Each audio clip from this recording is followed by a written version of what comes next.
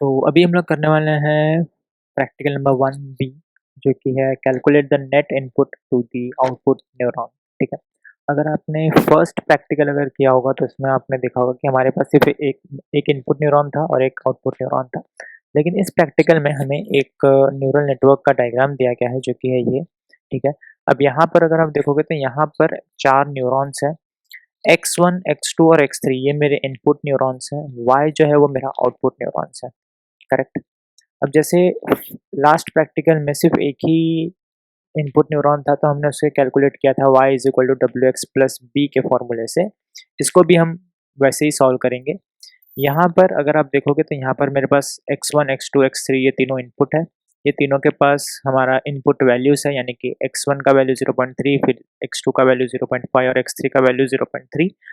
और उसके अकॉर्डिंगली हमें वेट जो है वो भी दिया गया है। x1 के लिए वेट है 0.2, x2 के लिए वेट है 0.1 और x3 के लिए वेट है -0.3। तो y का वैल्यू हम यहाँ पे कैलकुलेट कैसे करेंगे? इसमें एक चीज़ और नोटिस करना है कि यहाँ पर y के लिए हमें कोई भी बायस नहीं दिया गया है, तो हम इसे 0 कंसिडर कर सकते हैं। ठीक है? तो y यानी कि जो मेरा इनपुट, टोटल इनपुट जो मेरे y में मिलने वाला है, वो कैसे कैलकुलेट करेंगे? वो कैलकुलेट करेंगे y इज़ इक्वल टू, यहाँ पर मैंने x1 और x1 के वेट को मैंने कंसिडर कर लिया है W1, यानी कि 0.2 को कंसिडर कर लिया है W1, 0.1 जो वेट है उसको कंसिडर किया है W2 और -0.3 जो है उसको कंसिडर किया है W3। ठीक है। और प्लस मैंने बायस यहाँ पे नहीं लिखा, क्योंकि बायस तो हमें नहीं दिया गया है, तो मैंने उसको 0 कंसिडर कर लिया है। ठीक है।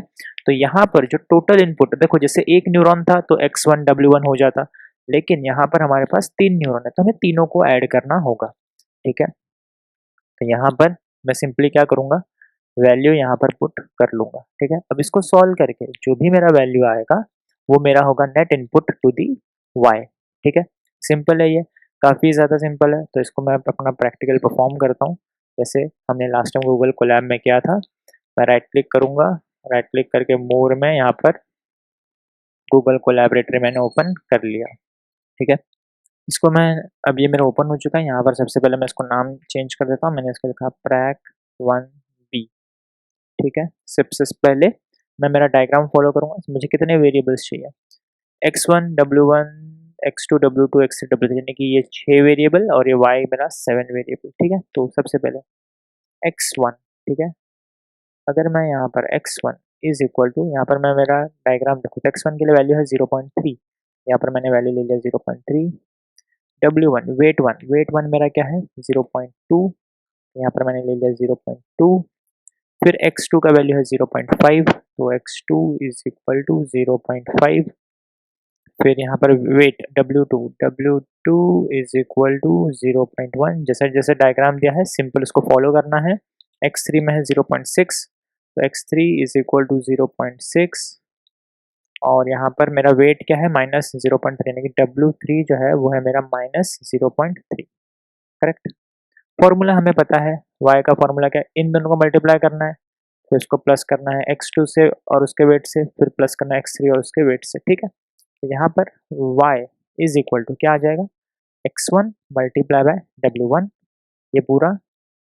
ठीक है। ये इसको ऐसे कर दिया मैंने, प्लस फिर से मैं क्या करूँगा, x2 multiply by W2 plus x3 multiply by W3। ठीक है।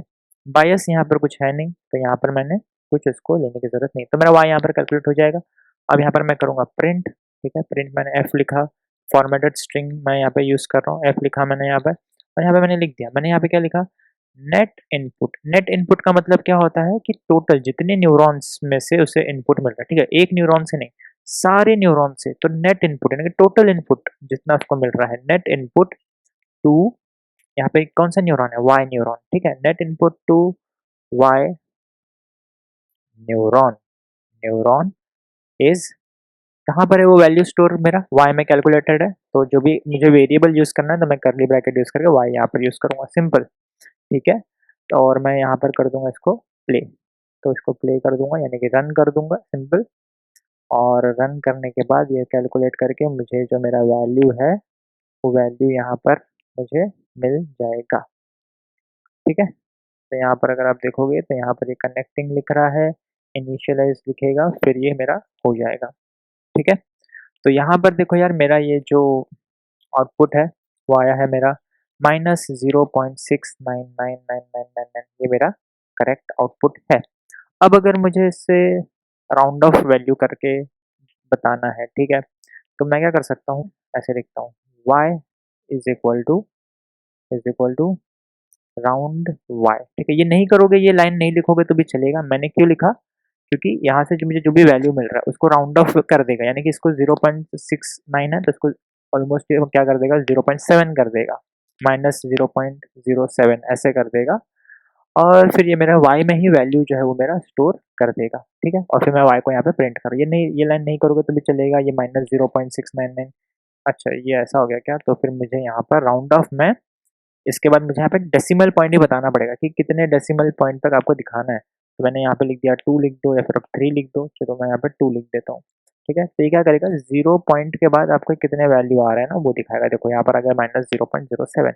अगर आप यहाँ पे लिखोगे 3 तो 3 यानी कि पॉइंट डेसिमल के बाद कितने नंबर आपको दिखाने चाहिए। तो यहाँ पे देखो 0 पॉइंट उसने हमारे 699 था तो उसने 0.7 इसको कंसिडर कर लिया, ठीक है? सिंपल, ये लाइन नहीं लिखोगे तो भी चलेगा, कोई दिक्कत नहीं है, हमारा वो आंसर भी करेक्ट ही है। इसको मैंने जस्ट राउंड ऑफ कर दिया, -0.6999 को उसने 0.7 कंसिडर कर लिया।